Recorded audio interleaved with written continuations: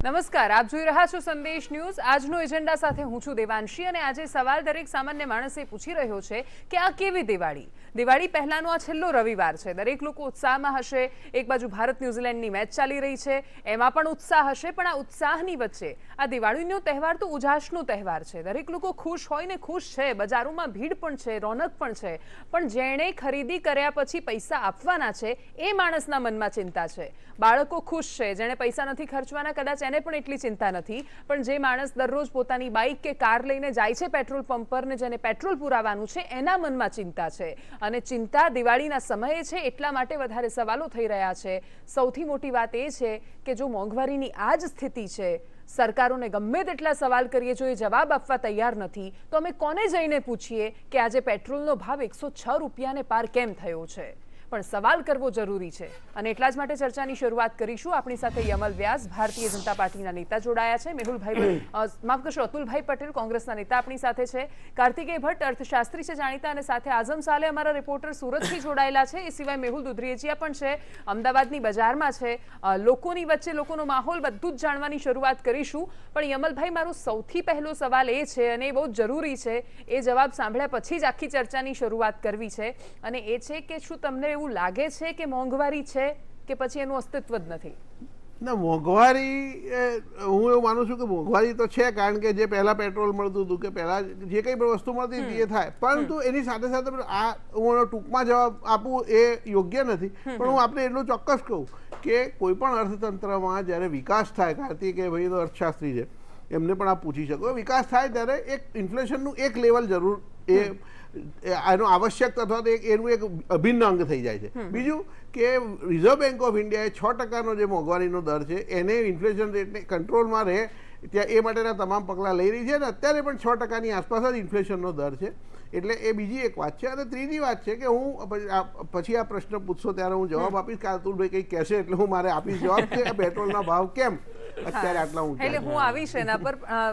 Inflation rate એના બધા જ ડેટા હું ભેગા કરી રહી હતી આજે, પછી મેં શાંતિથી વિચાર્યું તો હું સમજી કે જેના માટે હું આ ચર્ચા કરી રહી છું કદાચ એને કોઈ મતલબ નથી, બીજું એને ખબર પણ નથી પડતી આ શું છે। એ સામાન્ય માણસને એટલી ખબર પડે છે કે એની સેલરી તો ત્યાંની ત્યાં જ છે, એ અથવા દુકાનમાંથી જે કમાતો હતો કદાચ ઓછું થયું છે પણ વધ્યું નથી, પણ આજે એને 106 રૂપિયા પેટ્રોલના આપવા પડે છે જે એને નથી પોસાતું। અને માત્ર પેટ્રોલની વાત નથી, બધા જ લોકો એક સામાન્ય ગણિત સમજે છે કે ઈંધણ મોંઘું થાય એટલે આપમેળે બધું જ મોંઘું થઈ જાય છે અને એના કારણે શાકભાજી, ફળ, એક સામાન્ય માણસ જેની જરૂરિયાતો હોય, ઉદ્યોગો, એના કારણે મોંઘવારીનો દર કેટલો છે, બીજા દેશની સાપેક્ષમાં આપણે કેટલા છીએ, એ બધી જ બહુ જ ટેકનિકલ ચર્ચા છે। એવું નથી કે જરૂરી નથી, જરૂરી છે, એની અસર થાય છે, પણ હાલ સામાન્ય માણસની પીડાની વાત કરવી છે। અને અતુલભાઈ, એમણે સૌથી પહેલા જે વાક્ય કહ્યું એ સૌથી મહત્વનું છે કે વિકાસ થાય એટલે મોંઘવારી આવે। સહમત છો તમે આ વાત સાથે? બિલકુલ સંમત નથી, કારણ કે જે દેશનો વિકાસ આઝાદ બન્યું, આઝાદ ભારત થયું ત્યાર પછી જે દેશનું ઇન્ફ્રાસ્ટ્રક્ચર ગણો, નદીઓ પર ડેમ ગણો, પુલ ગણો, મોટા મોટા પ્રોજેક્ટો 95% બધું ઇન્ફ્રાસ્ટ્રક્ચર તૈયાર છે દેશનું।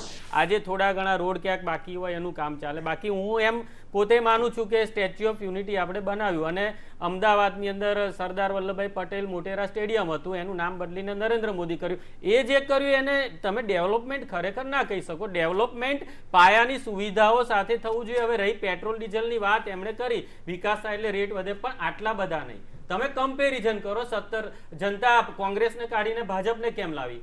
કારણ કે નરેન્દ્રભાઈ ભાષણોમાં કહેતા હતા કે ડીઝલ અને પેટ્રોલના મોંઘવારીનો માર યુપીએ સરકાર, મનમોહનસિંહ જવાબદાર છે। તો આજે નરેન્દ્રભાઈને પોતાને ખબર પડવી જોઈએ કે ક્રૂડના ભાવ જે તે ટાઈમે $140 પહોંચી ગયા હતા એક બેરલના, છતાં પણ એમણે કંટ્રોલ કરીને 70 ની અંદર પેટ્રોલ રાખ્યું હતું અને 45 ની આસપાસ ડીઝલ રાખ્યું હતું। તો આજે અડધા હોવા જોઈએ એના બદલે ડબલ કેમ રેટ? ઠીક છે, ઓકે, હું આવું એ વિષય પર। કાર્તિકેયભાઈ, મારે યમલભાઈ પછી સીધા તમારી પાસે આવું હતું કારણ કે એમણે સીધું તમારા પર નિશાન મૂકી દીધું હતું કે કાર્તિકેયભાઈને ખબર હશે, પણ પેલું બેલેન્સ જળવાઈ જાય ભાજપ કોંગ્રેસનું, એટલે હવે તમારી પાસે આવી રહી છું।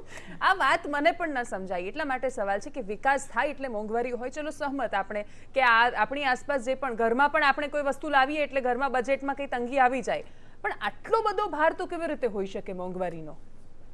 સાચી વાત છે, અને હું વાતની શરૂઆત જ એવી કરું છું કે 21મી સદીના 21 વર્ષ પતી ગયા છે ત્યારે સૌથી મોંઘી દિવાળી માટે સૌને શુભેચ્છાઓ. કારણ કે આ વાત આ અમુક જાણીતા વાક્યો છે ઇકોનોમિક્સના કે ભાઈ વિકાસ માટે ફુગાવો જરૂરી છે. ફુગાવો પોતે પણ એક ટેક્સ છે. લોકો પાસે અતિશય નાણું થઈ ગયું હોય તો એ પાછા મેળવવાનો પણ એક સારો રસ્તો છે કે તમે પેટ્રોલમાં જેટલા બધા પૈસા લઈ લો કે પછી શાક ને બટેકાની માંગ જ નહીં કરે એટલે આપોઆપ ત્યાં ફુગાવો કાબુબાઈ જશે. આ બધી થિયરી ઇકોનોમિક્સમાં જ છે. અને પક્ષ વિપક્ષ પોતપોતાની રીતે પણ સૌથી ક્રૂર બાબત ભારત માટે સૌથી કડક ટીકા જે છે એ છે કે ભારતના સત્તા પક્ષ પાસે કે ભારતના વિપક્ષ પાસે economics is A social science, અર્થશાસ્ત્ર એ સામાજિક વિજ્ઞાન છે એવી નિસ્બત વાળો કોઈ આર્થિક નિષ્ણાત જ નથી. જો એ હોત તો એને કડકમાં કડક ટીકા અત્યારે જે ઇકોનોમીની હાલત થઈ રહી છે એની કરી હોત. 106 રૂપિયા પેટ્રોલ કે 110 રૂપિયા ડીઝલ એ એક મુદ્દો હોય ને એને ફુગાવો જ નથી ગણતા ઇકોનોમિક્સમાં. કોઈ એક વસ્તુનો ભાવ કોઈ થોડાક સમય માટે વધે એને અમે ફુગાવો જ નથી ગણતા. બધી જ વસ્તુનો ભાવ સતત જ વધ્યા કરે અને જીવન ધોરણ જ મોંઘું થઈ જાય. આ વિકાસ માટે હશે, કોઈકની થિયરી હશે, પણ અત્યારે અમે વિકાસ માટેના ફુગાવાની અભ્યાસ કરેલો છે. હમણાં વાત થઈ ને ઇન્ફ્રાસ્ટ્રક્ચરમાં જ્યારે તમે ખર્ચો કરો અને દેશમાં નાણાંનું પ્રમાણ વધે અને ફુગાવો વધે તો એ થોડા વખત માટે વધે, પણ પછી તમે નહેર બાંધી હોય, તમે રસ્તાઓ બાંધ્યા હોય તો ઉત્પાદન વધે, રોજગારી વધે ને ફુગાવો આપોઆપ કંટ્રોલમાં આવે. પણ અત્યારે જે ફુગાવો થઈ રહ્યો છે એ માળખાગત અને પોલિસીગત ખાસ કરીને પુરવઠા સાઈડનો છે, કરવેરા સાઈડનો છે. અને માત્ર કરવેરાનો નથી, ઓવરઓલ આપણે ખાનગીકરણ અને ઉદારીકરણ જે કર્યું હતું એની પણ 20 વર્ષે અસરો દેખાવા માંડી છે.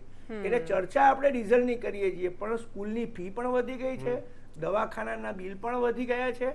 અને આમાં એક વર્ગ છે જે ખરેખર બોલકો છે, જે લેખો લખે છે, જે ચર્ચાઓ કરે છે, એને તો હારોહાર પોતાની આવકો પણ વધી ગઈ છે. કારણ કે પેટ્રોલ ડીઝલના ભાવ વધ્યા છે એના નામે દરેક પોતાનો ભાવ વધારી દે છે. એટલે એની આવકો વધી જાય છે. ધનિકો ધનિક થાય છે. એ ભાજપના હોય તોય થાય છે, કોંગ્રેસના હોય તોય થાય છે. આમાં એવું ફુગાવામાં રાજકારણ નથી હોતું. એ તો જે ભાજપના કાર્યકર્તાઓ 107 જ પુરાવે છે, કોંગ્રેસ વાળા 107 જ પુરાવે છે. પણ મુદ્દો એ છે કે જે બાંધી આવક વાળો વર્ગ છે, જે મજૂર વર્ગ છે, એની આવક વધતી નથી અને એની દિવાળીમાં મોટો લોચો છે. અને હું આગળ આપણે ચર્ચામાં વાત કરીશ, પણ એક આગાહી અત્યારથી કરી દઉં છું કે અત્યારે માર્કેટ ઉપર પણ જશે, દિવાળીમાં ખરીદી પણ થશે, પણ દિવાળીના 10 દિવસ પછી ઇકોનોમી જે રીતે હેઠી પડશે એ બધા જ જોજો. કારણ કે પ્રજાએ પોતાના મોટા ભાગનું નાણું આ તહેવારોમાં ખર્ચી નાખ્યું હશે, પછી 2 મહિના માટે એની પાસે કશું હશે જ નહીં. બિલકુલ. આ જે વાત કરી આપણી સામે આવી રહી છે, આ એક સ્થિતિ બધાને જોવા મળે છે. બજારોમાં ભીડ નથી એવું કોઈ જ નથી કહેતું. અત્યારે અમારા 2 સંવાદદાતા બજારમાં છે અને એમને ખબર છે બહુ જ ભીડ છે ત્યાં. પણ જે પૈસા આપી રહ્યો છે એને ખબર છે એના મગજમાં ગણતરી કે હું ફટાકડા નહીં લઈ આપું કે હું નવા કપડાં નહીં લઈ આપું અથવા કોઈ પણ નવી વસ્તુ નહીં લાવું તો મારા બાળકને શું જવાબ આપીશ. કોઈ પણ મા બાપ માટે બાળકની ખુશીથી વધારે કંઈ જ હોતું નથી. એટલે પૈસા તો એ ખર્ચી રહ્યા છે પણ એમની પાસે કોઈ આયોજન નથી કે હવે પછી શું કરીશું. સ્કૂલની ફીસ ને બધી જ આપણે જે વાત કરી, સામાન્ય જીવન ધોરણ તો અત્યારે કેટલી હદે મોંઘું થયું છે આપણી સામે છે. સીધા લોકોની વચ્ચે જવું છે. આઝમ સુરતથી જોડાયેલા છે અને આઝમ સુરતની બજારોમાં ભીડ તો છે, રોનક તો છે, પણ શું લોકોના મનમાં એક ઉચાટ ખચકાટ છે ખરો કે પછી હવે શું કરીશું આવનારા દિવસોમાં?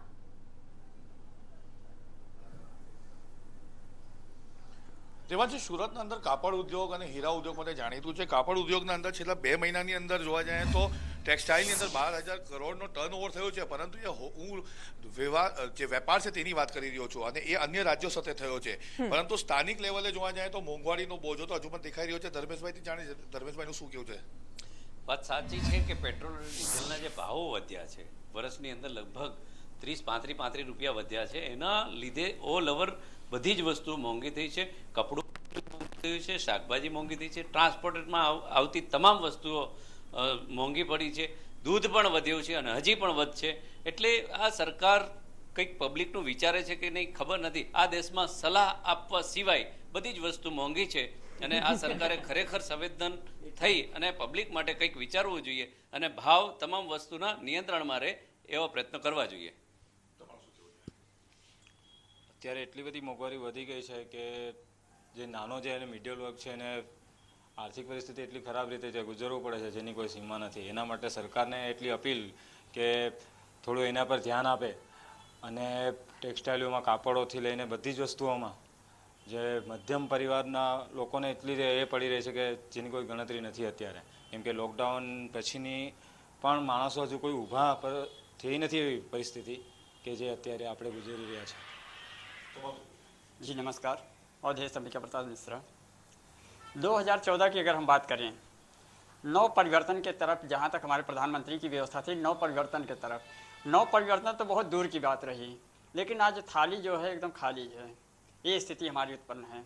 आज अगर हम बात करते हैं, चाहे वो मजदूर हो या बड़ा हो या छोटा हो, आज इस पोजीशन पे है कि 2014 में जहां हम एक घिसी पिटी सरकार की बात करें, उसके बाद एक नव परिवर्तन की बात करते हैं भारतीय जनता पार्टी की, हमारे अपने प्रधानमंत्री की, उस बात के आधार पे, ठीक है, हमें एक आशा के किरण दिखाई दिया था, लेकिन आशा इतना निराशा में परिवर्तित हो गई, इसकी हम कल्पना भी नहीं कर सकते थे। साहब, आज हमारी वेदना, हमारी पीड़ा को अगर आपको देखना है तो अपने आप वातानुकूलित कार्यालय से निकल के जमीन पे आइए, आपको दिखाएं कि कैसी पीड़ा होती है। आज साहब ये पोजीशन है कि कभी मैनेज करने के, जहाँ तक आत्मनिर्भरता की बात आई थी, आत्मनिर्भरता में हम इतना मैनेज कर रहे हैं कि साहब कभी सब्जी गायब होता है थाली से, तो कभी रोटी गायब हो जाता है, तो चावल से काम चलाते हैं, कभी दाल गायब होता है। साहब, ये हमारी वेदना है, हमारी पीड़ा है।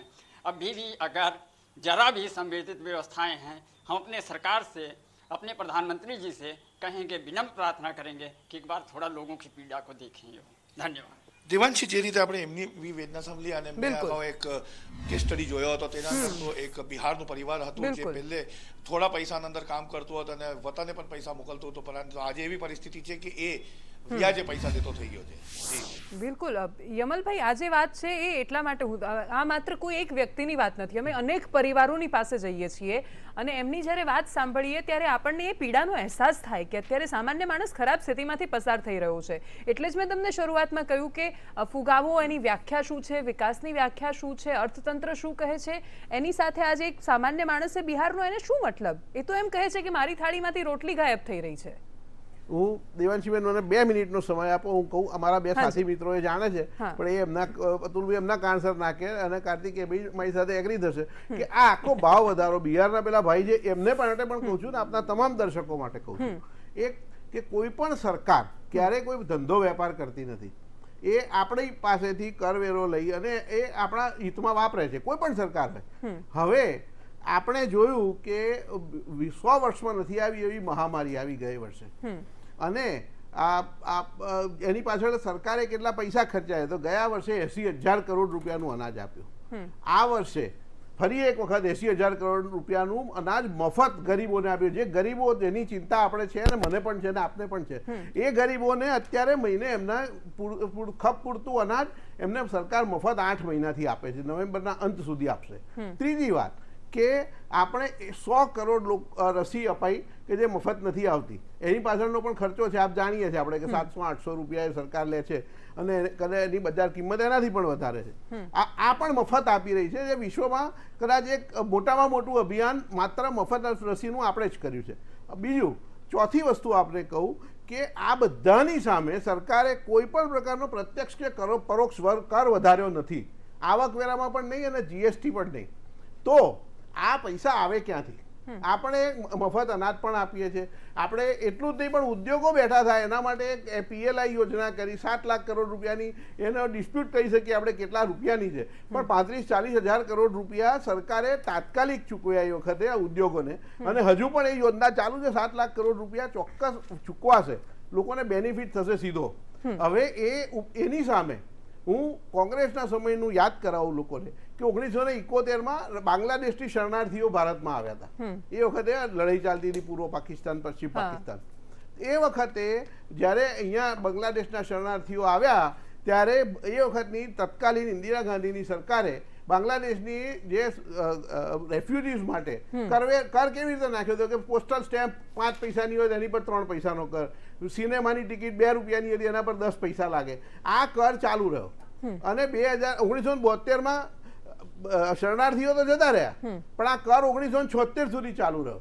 એટલે એ સરવાળે સરકાર, એમની સરકારે કોઈ ધંધો નથી કરતી, આ સરકારે કોઈ વેપાર નથી કરતી. પૈસા તો જોઈએ જ, અને Okay. આટલી મોટો જ્યારે 100 કરોડની વસ્તી 130 કરોડની થઈ છે અને એ આવડી મોટી મહામારીમાંથી મફત સારવાર ગુજરાત સરકારે આપી આ કોવિડની અંદર. તો આ બધા ઠીક છે. પૈસા ક્યાંકથી તો લાવવા પડે અને બીજા કોઈ પણ પ્રકારના કર વધાર્યા વગર માત્ર ને માત્ર આ જે આવકનું અત્યારે સાધન જે સરકાર પાસે વધારાની આવકનું એ આ એક જ છે અને એને પણ અંકુશમાં રાખી પણ દીધી. કેટલો અને અંકુશમાં જો 106 રૂપિયાનો બેન, ભાવ એની સામે અંકુશમાં આપ કહેવાતો હોય. વિચાર કરો કે એક યમલભાઈ કુટુંબમાં- બધું હું આ કંઈ જ ના બોલી એટલા માટે બોલવું પડ્યું. તમે કહો કે અંકુશમાં છે. ના, હું આપને કહું એની સામે હું આવું ફરીથી આપણે વારાફરતી ચર્ચા કરીએ. હું હું આવું તમને આ તમારી- વિષયમાં હું ચોક્કસ તમને સંતોષકારક એનો એક્સપ્લેનેશન હા આપીશ. ઠીક છે. એ આંકડાઓને લઈને પણ ઘણા બધા સવાલ છે કે સરકારે કેટલું કમાયું, કેટલા ખર્ચાય, એ બધા જ અતુલભાઈ પાસેથી એનો જવાબ લઈશું. પણ હાલ વિરામનો સમય થયો છે.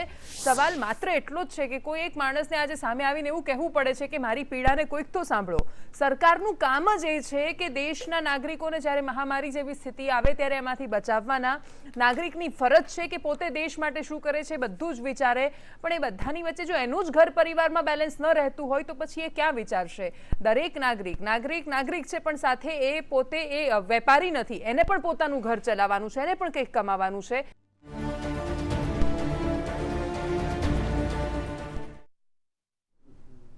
Welcome back. યમલભાઈએ જે મુદ્દા કહ્યા અને એમણે સાથે સરખામણી સાથે જે કહ્યું કે અમે આમ કર નથી લેતા, આ રીતે કર લઈ રહ્યા છીએ. અતુલભાઈ કંઈક જવાબ માંગતા હતા, એ આપવા માંગતા હતા. પહેલા લઈ લઈએ. યમલભાઈએ જે વાત કરી કે આટલા 1000 કરોડ અમે કોરોનાની વેક્સિન પાછળ વાપર્યા, એનો એક આખા આપણે દેશના નાગરિક છે આઝાદ ભારતના.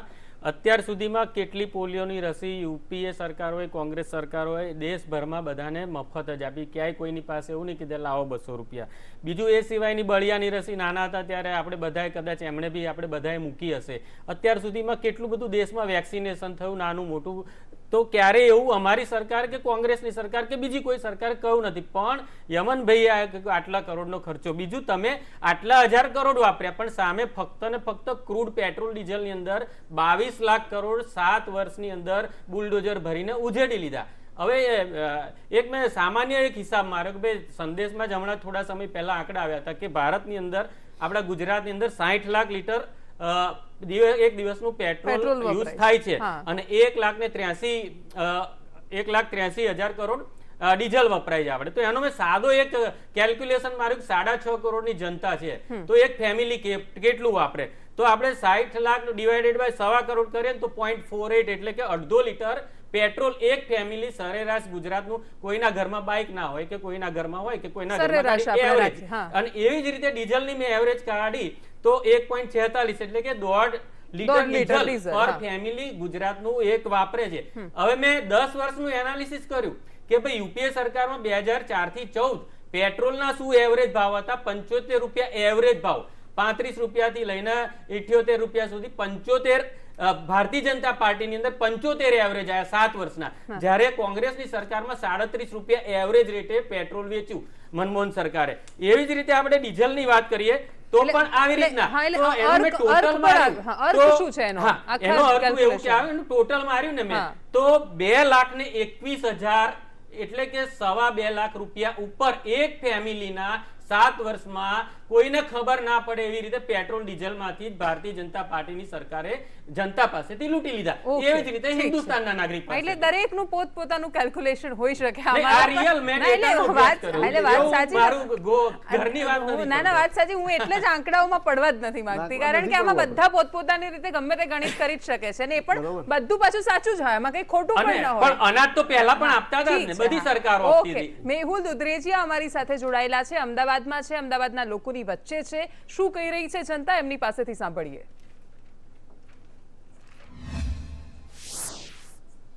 જી જરૂર, કારણ કે જે પ્રમાણે જો મોંઘવારી શબ્દ આવતાની સાથે સાથે તહેવાર છે ત્યારે મોંઘવારી કેટલી લોકોને નડે છે લોકો પાસેથી જાણીશું. કેટલી સમસ્યા પેટ્રોલ ડીઝલનો ભાવ, તહેવાર અને મોંઘવારી. મોંઘવારીમાં સૌથી પાયાની જરૂરિયાત જેવી કે પેટ્રોલ, ડીઝલ, એલપીજી ગેસ કહેવાય, સીએનજી ગેસ કહેવાય કે પાયાની સેવાઓ જેવી કે એજ્યુકેશન, શિક્ષણ બાબતે દરેક બાબતમાં આજે મોંઘવારી બહુ અસહ્ય મોંઘવારી છે. મોંઘવારીનો મારો અત્યારે ગરીબ પ્રજા જેમાં સામાન્ય નાગરિક ઉપર જો જોવા જઈએ તો બહુ જ અસહ્ય મોંઘવારી વધી રહી છે. દિવસે ને દિવસે પેટ્રોલ ડીઝલમાં જે ભાવ વધારો થઈ રહ્યો છે, જે ભાવ ઘટાડો થવો જોઈએ એના સંકેતમાં એ ભાવ વધારો જબરદસ્ત થઈ રહ્યો છે. જે 1 રૂપિયો 2 રૂપિયાની 3 રૂપિયા વધી રહ્યો છે દિવસે ને દિવસે જે રાજ્યની સરકાર જ્યારે આ જે મોંઘવારી બાબતે વધારો થઈ રહ્યો છે એમાં વિપક્ષે જેટલી નો અવાજ ઉઠાવવો જોઈએ ત્યારે જનતાનો અવાજ ક્યારે વિપક્ષ બની જ નથી. વિપક્ષ બી આ બાબતે 10 વર્ષથી જે જોઈએ છે સરકાર છે એમાં એનો કોઈ વિરોધ દેખાતો નથી. રોજે રોજ આપણે કમાઈને ખાતા હોય, થોડું ઘણું ભેગું કર્યું છે, દિવાળીમાં હવે આપણે વાપરી નાખ્યા છે, હવે શું કરશો? હવે સર એટલા મોંઘવારી થઈ ગઈ છે, આપણે કમાયા છે એટલે તો ગુમાઈએ છીએ. એટલે આપણે એટલે સરકારને કહેવું જોઈએ કે પગારો વધારો, જે ઓલા ગેસના ભાવ વધાર્યા છે, એટલે શાકભાજીના ભાવ વધાર્યા છે અને તેલના ભાવ બધી રીતે ભાવ વધારે છે, એ બધા મોંઘવારી નડે છે તો એટલું તમે મહેરબાની કરો તો એટલું મોંઘવારી કરાવો અમને. તમારે કેટલી મોંઘવારી નડે છે? કેટલી મોંઘવારી નડે આપણને? મોંઘવારી આજે દિવસે ને દિવસે વધી રહી છે કે ગરીબોએ શું ખાવું શું પીવું એની પેલું એ નથી. આજે પેટ્રોલના ભાવ 105 રૂપિયા થઈ ગયા છે, શિક્ષણ વધી રહ્યું છે, દરેક વસ્તુની અંદર આજે ભાવ વધારો થઈ રહ્યો છે. આજે ગરીબોને કઈ રીતે પૂરું કરવું ઘરનું 2 ટાઈમનું એ પણ ખબર પડતી નથી. તો જ્યારે ખાવાના જ ફાંફા હોય તો છોકરાને ભણાવવાનું કે સારી જિંદગી જીવવાનું એક વસ્તુ નક્કી છે અત્યારે કે હું તો સર એટલું જ કહેવા માંગુ છું કે 250 રૂપિયા હાજરીમાં ઘર ચલાવવા જે સામાન્ય લોકોનો અવાજ મોટા ભાગે આ રીતે જ આવતો હોય છે પણ સ્થિતિ આખરે આ જ સામે આવીને ઊભી થાય છે કે સવાલ આનો આ છે. કાર્તિકેયભાઈ, એ સવાલની સાથે કે અમલભાઈએ આખી વાત સમજાવી હતી એમાં પણ ઘણા બધા સવાલો હતા. હવે એ સવાલો કેવી રીતે યોગ્ય છે? જો એ સાચું છે તો એનો મતલબ એ થયો કે અત્યાર સુધીની સરકારોએ જે કર્યું એ બધું આ જ છે અને એટલે આ બધા જ પ્રશ્નો આપણી સામે રહેવાના છે. કાર્તિકેયભાઈ, એમણે જે લોજિક આપ્યું એની સાથે સહમત છો તમે? એટલે હું કહું છું ને કે એકચ્યુઅલી આ પાયાનો મુદ્દો હું સમજાવું, કારણ કે આપણે માત્ર વધારાની ચર્ચા કર્યા કરીશું તો ઉકેલની પણ હરવાર વાત ક્યાં રહી જશે. હા, એટલે વાત એ છે કે સરકાર હોય છે એ ચૂંટાયેલા લોકપ્રિય નેતાઓ જે છે, આપણે ત્યાં 2 સ્તરીય છે વાત, એ કોઈ સમજે પહેલા ચૂંટાયેલા નેતાઓ અને નિમાયેલા અધિકારીઓ. હવે ચૂંટાયેલો નેતા લોકપ્રિય હોય અને કેટલીક બાબતમાં એની પોતાની સમજણ હોય, એની પાસે અદ્ભુત જ્ઞાન હોય, એટલે એની પાસે જે અધિકારી વાત લઈને આવે એને એ પોતાની રીતે પણ સમજી શકે. પણ કેટલીક વાત એવી હોય કે એમાં એને કાં તો અધિકારી ઉપર જ વિશ્વાસ રાખવો પડે, કાં તો એને પોતાના વિદ્વાનો રાખવા પડે, જે અધિકારીઓ એને જે સમજાવે છે એ બરોબર છે કે નહીં એની એને માહિતી આપે. એટલે હું એટલે જ કહું છું કે આપણી સરકારમાં નેતાઓની નિષ્ઠા ઉપર આપણને કોઈ શંકા નથી. વાત આ જ છે કે ભાઈ અધિકારી જ્યારે આવીને એમ કહે છે કે આપણે સાહેબ 100 કરોડ વેક્સિન આપીશું, દરેક વેક્સિન 750 કે 1000 રૂપિયા ખરીદીશું તો 1 લાખ કરોડ રૂપિયા આપણે ખર્ચો થશે. અને એ તો સત્ય જ છે કે કોરોનાએ 1.5 વર્ષ ઇકોનોમી બંધ કરી દીધી. એટલે સરકારની તમામ આવકો જે કોઈ ટેક્સની હતી, ગાડીઓ વેચાવાની બંધ થઈ ગઈ, ટીવી વેચાવાના બંધ થઈ ગયા, બધું બંધ થઈ ગયું. સરકારે રાહતો આપવી પડી. એટલે ખર્ચો એ સત્ય છે. હવે કોઈ પણ નેતાને જ્યારે અધિકારી આવીને એમ કહે કે સાહેબ 20 લાખ કરોડનો ખર્ચો છે, આ ક્યાંથી કાઢીશું? તો કે એકલું પેટ્રોલ જ છે જેમાં આપણે ટેક્સ લઈ શકીએ. તો કોઈ પણ ને ગળે ઉતરી જાય. તો સીધા જેવી વાત છે. સવાલ એ છે કે એમની પાસે આ ક્રોસ ચેક કરવા માટે એક અર્થશાસ્ત્રીઓની ટોળી જોઈએ, એક આર્થિક સમજણ વાળા લોકો જોઈએ. એ પછી કે એટલે હું આ વાત ફરી સંદેશના માધ્યમથી લોકો સુધી પહોંચાડવા માંગુ છું કે પહેલા ક્રોસ સબસિડી હતી, એટલે એક બાજુ ગેસના બાટલા કે કેરોસીન ખૂબ સસ્તું આપવામાં આવતું હતું અને એ જે ખર્ચો થતો હતો એ જ ખર્ચો ટેક્સ ડીઝલ અને પેટ્રોલ ઉપર જે ઊંચો 30 રૂપિયાનો ટેક્સ કે 19 રૂપિયાનો ટેક્સ આપણે ભરતા હતા એ પણ ઇકોનોમિક્સમાં ઊંચો જ હતો. અને એ એટલા માટે હતો કારણ કે ક્રોસ સબસિડી હતી, કારણ કે તમને ગેસનો બાટલો સસ્તો મળતો હતો, તમને શિક્ષણ સસ્તું મળતું હતું, તમને કેરોસીન સસ્તું મળતું હતું. હવે કેરોસીન બજાર ભાવે જ મળે છે, ગેસનો બાટલો બજાર ભાવે જ મળે છે, એટલે ક્રોસ સબસિડીમાં જે કરોડો રૂપિયા ખર્ચાતા હતા એ બંધ થઈ ગયા છે. એની સરકારને કોઈકે માહિતી આપવી પડે. બીજું સરકારને એમ કહેવું પડે કે પેટ્રોલ ડીઝલ એ લોહી છે, શરીરમાં જેમ લોહી હોય છે એમ પેટ્રોલ ડીઝલ હોય છે. એમાં જો ટેક્સ નાખશો તો એ અર્થતંત્રમાં બધે જ જશે. પણ જો પ્રજાના બધા જ પૈસા પેટ્રોલ ડીઝલમાં, ફાસ્ટેગમાં, સરકાર વીમાના પોલિસીમાં, શિક્ષણની ફીમાં અને આરોગ્યમાં જતા રહેશે તો દિવાનશીબેન એક બહુ ગંભીર આંકડા તરફ, અને આ સરકારી સંસ્થાનો આંકડો છે, મારો કોંગ્રેસનો કે ભાજપનો નથી, નેશનલ સેમ્પલ સર્વેનો છે કે ભારતનો સરેરાશ નાગરિક 15 થી 20 હજાર રૂપિયા જે કમાય છે એની વાત, પેલી માથાદીઠ આવકની વાત નથી કરતો. જે પગારદાર વર્ગ છે ભારતમાં, એટલે ટીવીના એન્કરો હોય, કેમેરામેન હોય, ખાનગી શાળાના શિક્ષક હોય કે ખાનગી કોલેજોના પ્રોફેસરો હોય કે મેડિકલ હોસ્પિટલોમાં કામ કરતા લોકો હોય, મોટા ડોક્ટરો સિવાયના, એ સરેરાશ 15 થી 20 હજાર કમાય છે મહિને. જો 15 થી 20,000 એના પેટ્રોલ ભરાવામાં કે સ્કૂલની ફી ભરવામાં વપરાઈ જશે તો એ જ નાગરિક બજારમાં વેચાતી બીજી વસ્તુઓ નહીં ખરીદે, એની ઇકોનોમી ઉપર જ આડઅસર પડશે, જે ઇકોનોમીને તમે આગળ લઈ જવા માંગો. બિલકુલ આ વાત છે, આને પોલિટિક્સ વગર સમજવાની જરૂર છે, એ નેતાઓ સુધી પહોંચાડવાની જરૂર છે. બિલકુલ.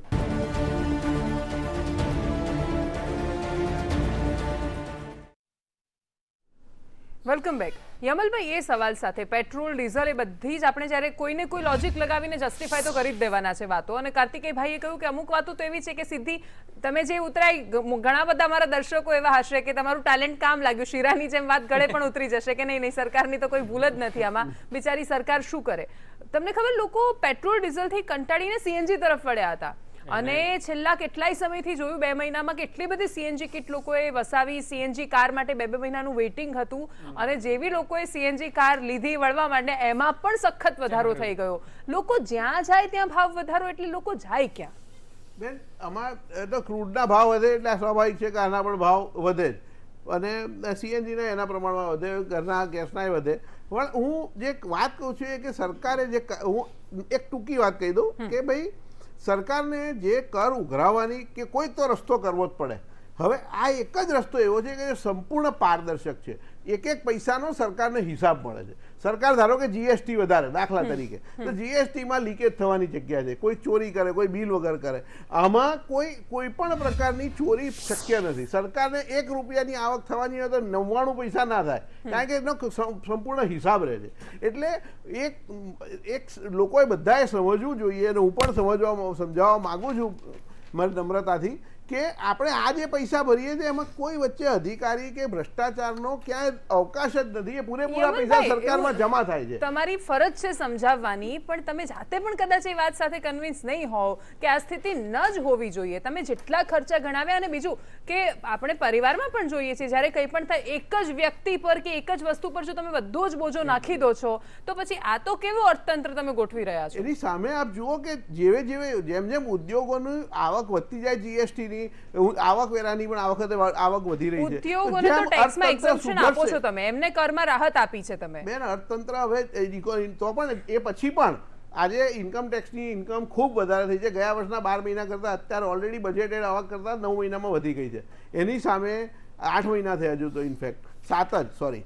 અને એ સિવાય હું આપને કહું કે કોઈ પણ જીએસટીની આવક વધશે તો સરકાર આ સ્વાભાવિક રીતે પેટ્રોલના ભાવ ઘટાડશે, ક્રૂડના ભાવ ભલે વધે, પણ સરકાર તો એનું બજેટ બેલેન્સ કરવાનું છે. બીજેથી આવક થશે તો ચોક્કસ વિકાસના કામો ન અટકે એટલું સરકારે ધ્યાન રાખ્યું છે. કે કયા વિકાસના કામ? એવું નહીં, આ ત્રીજી વાર ઉલ્લેખ આવ્યો એટલે મારે જાણવું છે પર્ટિક્યુલર કે તમે કયા વિકાસના કામની વાત કરી રહ્યા છો? વિકાસના કામ બેન, કે તમે આ જેટલા છેલ્લા 5-7 વર્ષમાં ફ્લાયઓવર બન્યા, જેટલા રસ્તા મોટા થયા, 4 લેન 6 લેન, શું એના માટે ખરેખર આટલો ભાવ વધારવો જરૂરી છે? આ નાની વસ્તુ નથી. હું આપને કહું કે જે પ્રકારના આ રસ્તા બન્યા છે એને કારણે ટ્રકોની રિપેરિંગના ખર્ચા 50% ઘટી ગયા છે. એમને પહેલા જે ખાવડ ખુબડ રસ્તામાં ટ્રકોના 5 વર્ષ અમદાવાદમાં તમે કયા રસ્તાથી આવ્યા અમારી ઓફિસ?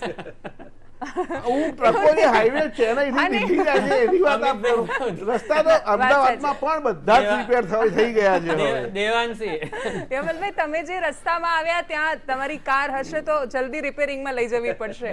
આ રિપેરિંગની વાત કરી એટલે આપણે મૂળ મુદ્દા પર પાછા આવી છીએ. અતુલભાઈ, તમારી વાત. દેવાંશી, યમલભાઈએ એટલું તો સ્વીકાર્યું કે ટેક્સની બહુ આવક વધી છે. બે બાજુનું બોલ્યા. પહેલા એવું બોલ્યા કે પેટ્રોલ અને ક્રૂડની જે એવી કે એમને ક્રૂડમાં જ ચોખ્ખું મળે છે, બાકી બધામાં કરપ્શન થાય છે, એટલે એટલું પ્રામાણિકતાથી સ્વીકાર્યું. પાછું ફરી સ્ટેટમેન્ટ એવું બોલ્યું કે જીએસટી ની બધી આવક વધી. હવે હું એક મેઇન મુદ્દા પર વાત કરું આપણે, દેવાંશી, કે ભાઈ આજે 83 તમારા અહીંયા સામે આવે છે ડિસ્પ્લે પર, $83 એક બેરલના રેટ આજે ચાલે છે presently today till this moment. તો એ સમયે જ્યારે મનમોહન સરકાર, અમારી કોંગ્રેસની સરકાર હતી, ત્યારે 48 રૂપિયે પેટ્રોલ આપતી હતી. આજે 105 રૂપિયે ગુજરાતમાં છે. દેવાંશી, આનો ડિફરન્સ કાઢીએ તો 58 રૂપિયા થાય.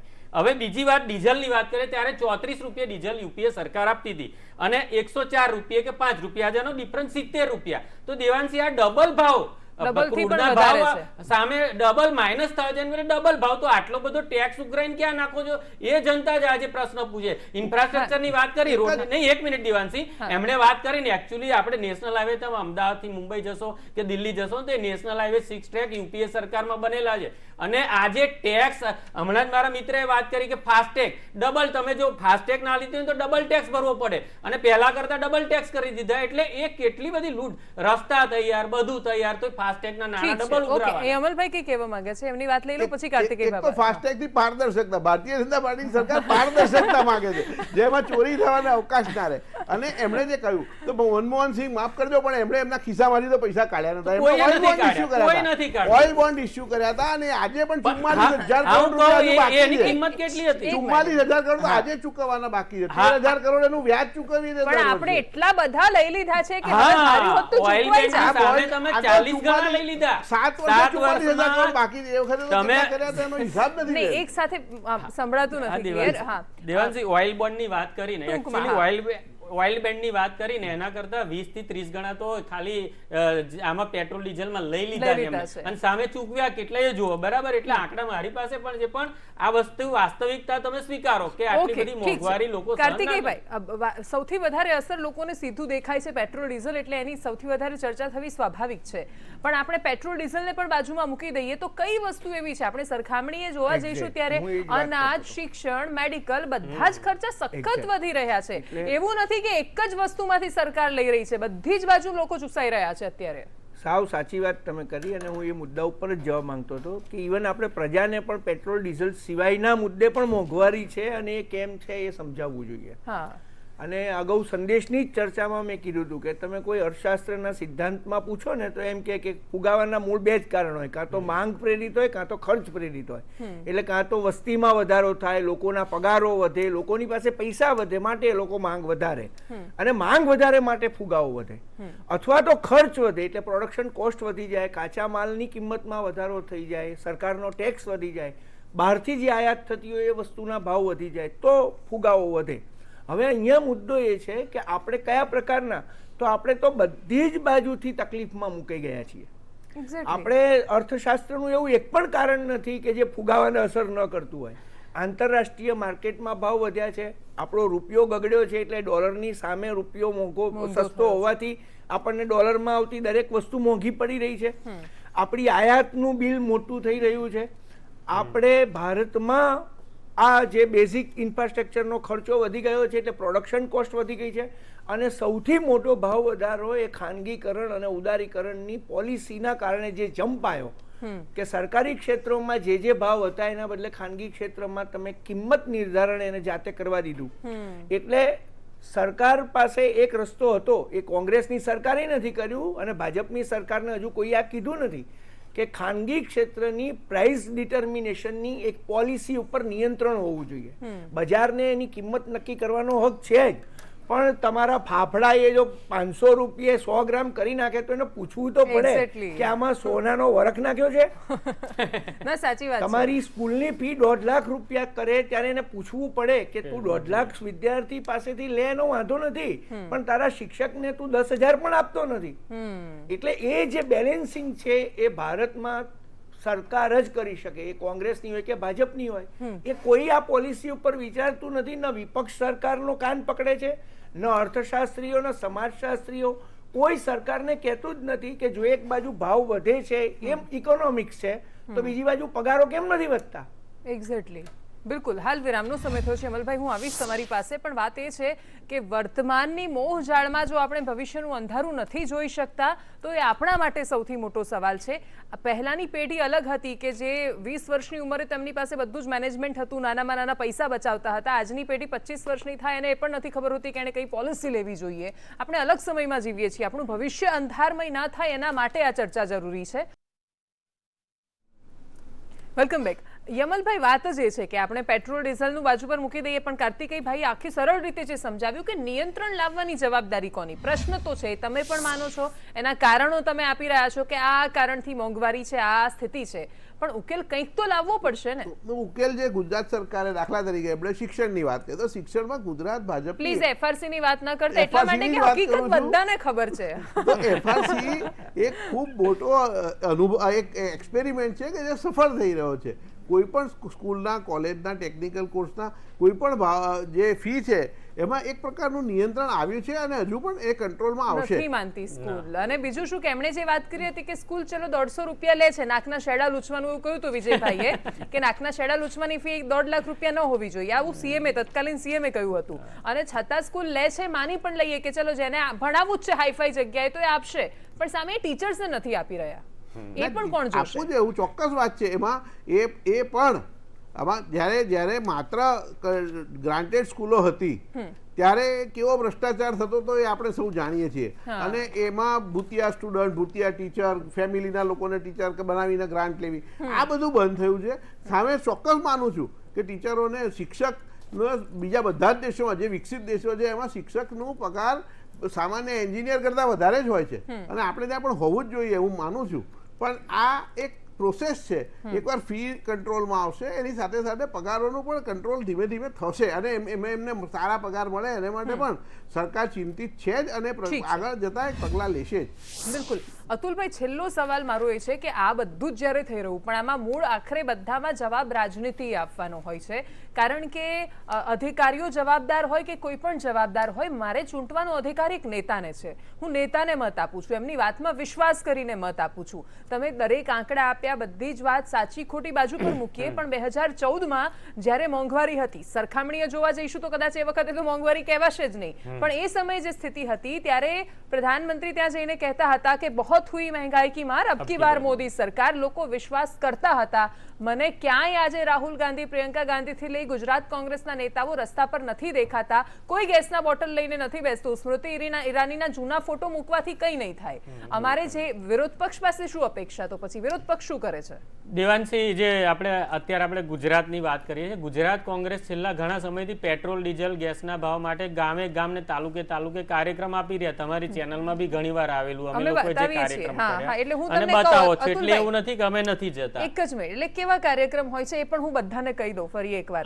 એટલા માટે કે અમે તો થોડા વિઝ્યુઅલ બતાવીએ, પણ જે ત્યાં હોય રિપોર્ટર એને તો ખબર હોય છે ત્યાં શું થતું હોય છે. નિયત કાર્યક્રમ હોય, નિયત કાર્યકર્તા ત્યાં પહોંચે, પોલીસ આવે, સામેથી ગાડીમાં જઈને બેસી જાય અને પછી પૂરું થઈ જાય. એની વાત નથી. લોકોની અંદર પણ આજે કોઈ એવું નથી કહેતું કે તમે નકારાત્મક માહોલ ઉભો કરો, પણ જે સ્થિતિ છે એની સામે ટીવી સ્ટુડિયોમાં બેસીને બોલવાથી કે સોશિયલ મીડિયા પર લખવાથી પરિવર્તન નથી આવવાનું. સરકાર સુધી એ વાત પહોંચવી જોઈએ. એના માટે શું થાય છે? બિલકુલ, સરકારને તો ખબર જ છે. સરકાર જ આ ટેક્સ વધારીને આટલા બધા આવે, એટલે એવું નથી હોતું કે સરકારને ખબર નથી. સરકારને ખબર છે, પણ સરકાર પાસે હથિયાર છે કે ભાઈ મત આપે છે જનતા, તો હવે બીજાને જે કરવું હોય એ કરે. કારણ કે ધમપછાડા ખેડૂતો આજે દેશમાં જુઓ કે એટલે 1 વર્ષ થયું, ખેડૂતો બિચારા કેટલા સમયથી આંદોલન કરે, તો એમને કચડી નાખો. એટલે જનતાની પાસે અમે જઈએ કે ખેડૂતો જાય. આ સરકારની એવી જાડી ચામડી થઈ, જનતાની એને પડી નથી. ઠીક છે કાર્તિકેયભાઈ, હવે રાજનીતિની વાતને પણ બાજુ પર મૂકીએ, પરંતુ જે રીતે એમણે યમલભાઈ અત્યાર સુધીમાં આખી ચર્ચામાં એમણે જે ઉદાહરણ આપ્યું, એમણે એવો તર્ક આપ્યો છે કે ઇન્દિરા ગાંધીના સમયમાં આ રીતે આ હતું તો એમણે આ રીતે ટેક્સ વસૂલ્યો હતો, આ હતું તો આ રીતે વસૂલ્યું હતું. તો એનો મતલબ આ રીતે જો તમારે યોગ્ય એને બતાવવું હોય તો અત્યાર સુધીની સરકારોએ કર્યું એ બધું જ યોગ્ય છે. તો સામાન્ય જનતા એને તમે કારણ આપી દીધા કે આ કારણે મોંઘવારી છે, આ કારણે સ્થિતિ છે, હમણાં નહીં તો પછી થશે. પણ જે વ્યક્તિ અત્યારે હેરાન થઈ રહ્યો છે, લોકો પરેશાન છે, આત્મહત્યા વધી રહી છે, આવા સમયમાંથી કેવી રીતે બહાર આવશે માણસ? હા, એ સાચી જ વાત છે કે 70 વર્ષ એક પક્ષે હેરાન કર્યા, એટલે એ કહીને બીજો પક્ષ જો 50 વર્ષ હેરાન કરે તો પ્રજાના 120 વર્ષ પાણી જવાના છે. એટલે આનો ઉકેલ એક જ છે કે આપણે સમજીએ છીએ કે રાષ્ટ્રીય પ્રશ્નોમાં સૌએ ભેગા થઈને ચર્ચા કરવી જોઈએ. કેટલું ખરા અર્થમાં જે આપણે કહીએ છીએ કે સર્વપક્ષીય બેઠક થઈ, તો બધાએ ભેગા થઈને આ રાષ્ટ્રીય પ્રશ્ન છે હવે મોંઘવારીએ, સામાન્ય જનતાની ચિંતા બધાને છે એવું બધા કહે છે, તો ખરા અર્થમાં એ ચિંતા એમણે બતાવવી જોઈએ અને ઉકેલ લાવવો જોઈએ. કારણ કે સમાચાર તો એ પણ હતા કે પેટ્રોલ ડીઝલને જીએસટીમાં લાવવાની વાત જ્યારે કરી ત્યારે રાજ્યોએ જ વિરોધ કર્યો. કારણ કે રાજ્યોએ આ જ દલીલ આપી હતી એ વખતે કે અમારી પાસે જીએસટીમાં બધા વેરા જતા રહ્યા, હવે આ એક જ વેરો છે જેની અમને આવક થાય છે. એનો મતલબ આ ફેડરલ સિસ્ટમને પણ અસર કરનારો પ્રશ્ન છે. આ માત્ર હવાનો પ્રશ્ન નથી, આ રાજ્ય અને કેન્દ્રના આર્થિક સંબંધોને અસર કરનારો પણ પ્રશ્ન છે. એટલે મેં શરૂઆતમાં કીધું હતું કે ભારત પાસે સામાજિક આર્થિક નિષ્ણાતની બહુ મોટી ખોટ હોય એવું મને વર્તાઈ રહ્યું છે. ભાવ વધારા કરતાં પણ વધારે મોટો ચિંતાનો વિષય આ છે કે 10 વર્ષ પછી ઇકોનોમી શું હશે એનો ડેટા વાઇઝ વાત કરનાર લોકો આજે નથી. યમલભાઈ, આ બધા જ જે પ્રશ્નો છે અંતે તો એનું સોલ્યુશન સરકારે લાવવાનું હોય છે. વિપક્ષ શું કરે છે, આ શું કરે છે, બધી જ વાત સાચી, પરંતુ જો સરકાર સુધી અમે એવું માની લઈએ છીએ કે સરકાર અજાણ છે આ બધા મુદ્દાથી, આ બધી સ્થિતિથી, અને એટલા માટે જે સામાજિક નિસ્બતની વાત છે આપણે દરેક વખતે આપણે એને ટેકનિકલ ભાષામાં નહીં વર્ણવી શકીએ, અને જો એ રીતે વર્ણવવા જઈશું તો કદાચ એ બધી વ્યાખ્યાઓમાં સામાન્ય માણસની સ્થિતિ એમાં નહીં આવે. પણ સામાજિક નિસ્બત તો હોવી જોઈએ ને, કે એક સામાન્ય માણસ પીડાઈ રહ્યો છે, તમારી પાસે અપેક્ષા એટલા માટે રાખે છે કારણ કે એમણે તમને વોટ આપ્યા છે, તો એને તમે શું જવાબ આપશો? અને જવાબ નહીં, સોલ્યુશન શું આપશો? હું 2 જ વાક્યમાં સોલ્યુશન કહું કે એક જે લોકો સમજી શકે તેવું કે આ સરકાર, કેન્દ્ર સરકાર હોય કે રાજ્ય સરકાર, એ બંને તરફ સંપૂર્ણ પારદર્શક છે આવકના અને ખર્ચના, અને જે પૈસા આવે છે એનો પૂરો હિસાબ આપે છે, એને વિકાસના કામો કરે છે, ગરીબોની ચિંતા કરે છે, નાનામાં નાના માણસથી માંડીને વેપાર ઉદ્યોગ સુધી તમામ લોકો વધારે રોજગારી મળે, વધારે સુવિધા મળે અને એમનું જીવન સરળ થાય એના માટેના તમામ પ્રયત્નો આ સરકારો બંને કરી રહી છે અને કરતી રહેશે. કેમ નથી? નહીં, એવું નહીં યમલભાઈ, આ તમે રાજનીતિક જવાબની રીતે બરાબર છે કે તમે અત્યારે વોટર્સને કન્વિન્સ કરવા માટે, લોકો જે જોઈ રહ્યા છે એમને એવું લાગે કે નહીં સરકાર બહુ જ સારી છે. સરકાર સારી ખરાબનો સવાલ નથી. જો સરળીકરણ કરવાની કોશિશ થઈ રહી છે તો લોકોનું જીવન સરળ કેમ નથી? થઈ રહ્યું છે, અને ક્યાં સરળ છે બેન? ખરેખર સરળ છે, અને જો આ જીવન સરળ છે તો કઠિન કોને કહીશું? ગ્રામીણ વિસ્તારમાં આપ જુઓ તો કેટલી બધી સુવિધાઓ વધી છે જે પહેલા ક્યારે અવેલેબલ ગામડામાંથી જ આવું છું યમલભાઈ, કેટલી બસની સેવાઓ વધી છે. હું એક નાનકડા ગામમાં રહું છું, મને ખબર છે ત્યાં શું સ્થિતિ છે, અને એટલા માટે આને સરળીકરણ ન કહી શકાય. ગામડા સુધી મોંઘવારી પહોંચી ગઈ છે. હું એ પણ માનું છું કે વિકાસ સતત પ્રક્રિયા છે, અવિરત ચાલુ જ રહેતી હોય છે વસ્તુ. અને દેવાંશી, બાટલા ભરાવાના બંધ કરી દીધા ગામડાના લોકોએ, કારણ કે ભાવ ડબલ થઈ ગયા છે. મફત ગેસ આપ્યા, એ સારું થયું એમને યાદ કરાવ્યું. ડબલ થઈ ગયા, બંધ કરી દીધા, ખાલી પડી રહ્યા. નહીં, આ કેવું છે, રાજનીતિક આક્ષેપ પ્રત્યાક્ષેપ થતા રહેશે, પરંતુ વસ્તુ શું છે કે કોઈ પણ સામાન્ય માણસ કે જે અત્યારે 20,000 રૂપિયા કે 25,000 રૂપિયા કમાય છે, અમદાવાદમાં રહે છે, તો એ કેવી રીતે પોતાનું ભરણ પોષણ ચલાવશે? આજે ગામડાઓ તો ખાલી થઈ રહ્યા છે. ગામડાઓ એમને ખાલી નથી થતા, લોકો એમને શહેર તરફ નથી આવતા, અને શહેરમાં આવીને મજૂરી કરીને પણ જો એ પોતાનું પૂરું ન કરી શકતા હોય તો એ ક્યાં જશે? કાર્તિકેયભાઈ, વાત એ છે કે પહેલાનો જમાનો અલગ હતો કે જ્યારે ગામડાઓમાં અનાજની મોટી કોઠી ભંડારો ભર્યા રહેતા હતા, લોકોને મહામારી જેવી સ્થિતિ આવે તો પણ આવી ચિંતા નહોતી થતી કે જે પહેલા થતી હતી. અત્યારે અલગ સ્થિતિ છે, લોકોની પાસે નથી હોતા અનાજના ભંડાર. ગામડાઓમાં પણ જે મોટી કોઠીઓ આવતી હતી હવે નથી, હવે લોકો છૂટું લાવવા માંડ્યા છે. ભવિષ્યની ચિંતા આજની પેઢીએ સાવ બંધ કરી દીધી છે. કદાચ હવે પછીની પેઢી છે એ તો મને લાગે છે એક થેલી લોટ લઈને ખાશે, એટલા માટે કે એને ભવિષ્યની ચિંતા નથી. તો એવા સમયમાં જો સરકાર પણ ચિંતા નહીં કરે તો લોકો ક્યાં જશે? એટલે આ લોકોએ જ જાતે ચિંતા કરવી જોઈએ. અને ભારતમાં આપણે તો એવું રાખ્યું છે કે બધા પ્રશ્નોનો એક જ ઉકેલ છે, 5 વર્ષે તમે બટન દબાવો એ. અને કોથળે ટીલા જેવી વાત છે કે એક જ કોથળા ઉપર તમારે ટપકું કરી દેવાનું, એમાં તે મંદિરનો મુદ્દો હોય, એમાં પાકિસ્તાનનો મુદ્દો હોય, એમાં આંતરરાષ્ટ્રીય વેપાર પણ હોય, એમાં શિક્ષણ પણ હોય, અને તમારું એક જ ટપકું આ બધાને હા પડે કાં તો ના પાડે. મુદ્દો એ છે કે રસ્તા ઉપર એક અકસ્માત થાય છે અને 2 વાહન ભટકાય છે અને બંને જણા બહાર નીકળીને બાજે છે. પછી એક ડાયો માણસ કહે છે કે તમે બાજજો પછી, પણ પેલા આ જે પડ્યો છે એને દવાખાને પહોંચાડો. એટલે ભાજપ કોંગ્રેસ બાજે એના કરતા જે પડ્યો છે એને વહેલી તકે દવાખાને પહોંચાડે. આ ખરેખર માત્ર ભાજપ કોંગ્રેસનો પ્રશ્ન નથી બે, આ આખો ક્લાસ અને ફુગાવામાં એક બહુ મોટું ડેન્જર છે જે ઇકોનોમિક્સમાં પણ લખેલું જ છે કે જે ઉપરનો ક્લાસ છે એની આવક આપોઆપ વધે છે. વગર મહેનતે 2 રૂપિયાની ખરીદેલી વસ્તુ કાલે હું 3માં વેચી શકું છું, એટલે મને વગર મહેનતે નફો છે. એટલે હું જ પછી ઈચ્છવા માંડું છું કે આ ફુગાવો ચાલુ રહે તો સારું, કારણ કે આ ફુગાવો અદભુત બાનું છે કે પેટ્રોલના ભાવ વધ્યા એટલે મેં આનો ભાવ વધાર્યો, અને આનો કોઈની પાસે પછી જવાબ નથી હોતો. તો આમાંથી દેશને બચાવવો પડશે, અને એ માટે એવું નથી કે ઇકોનોમિક્સમાં નથી, બધાના રસ્તા છે જ, પણ બેસીને નિસ્બતપૂર્વક આનો ઉકેલ લાવવો પડે તો જ આ આવે. જ્યાં કરવેરા ઘટતા હોય ત્યાં કરવેરા ઘટાડવા જોઈએ, જ્યાં ભાવો નિયંત્રિત કરવાના હોય ત્યાં નિયંત્રિત કરવા જોઈએ, જ્યાં સબસિડી આપવાની થતી હોય ત્યાં સબસિડી આપવી જોઈએ. આપણે 20 લાખ કરોડ કોરોના પછીનું પેકેજ હતું, એ જ પેકેજમાંથી 1 લાખ કરોડ પણ જો આ બાજુ ફાળવી શકાય તો ઘણો સામાન્ય માણસને રાહત થઈ શકે. બિલકુલ, આ તમામનો ખૂબ ખૂબ આભાર અમારી સાથે ચર્ચામાં જોડાવા બદલ, ભાગ લેવા બદલ. સૌથી મોટી વાત જે અત્યારે સામે આવી રહી છે કે સામાજિક નિસ્બત હોવી જોઈએ, ફરક પડવો જોઈએ. સામાન્ય માણસની પીડા જો જ્યાં સુધી મહેસૂસ નહીં થાય ત્યાં સુધી કદાચ કોઈ જ ફરક નથી પડવાનો. અને સૌથી મોટી વાત એ છે કે કોણ જવાબદાર એ કોઈને નથી ખબર. યુપીએ કહેશે કે એનડીએ જવાબદાર છે, એનડીએ કહેશે યુપીએ જવાબદાર છે, એ કશી જ નથી ખબર. પણ એટલી ખબર પડે છે કે જે સરકાર છે એની જવાબદારી ઉકેલ લાવવાની તો છે. એટલે કોણે પ્રશ્ન ઊભો કર્યો એના પર વાત નથી કરવી, ઉકેલ લાવવાની જવાબદારી તો વર્તમાન સરકારની છે અને અપેક્ષાઓની સાથે જ આ ચર્ચા છે. નમસ્કાર.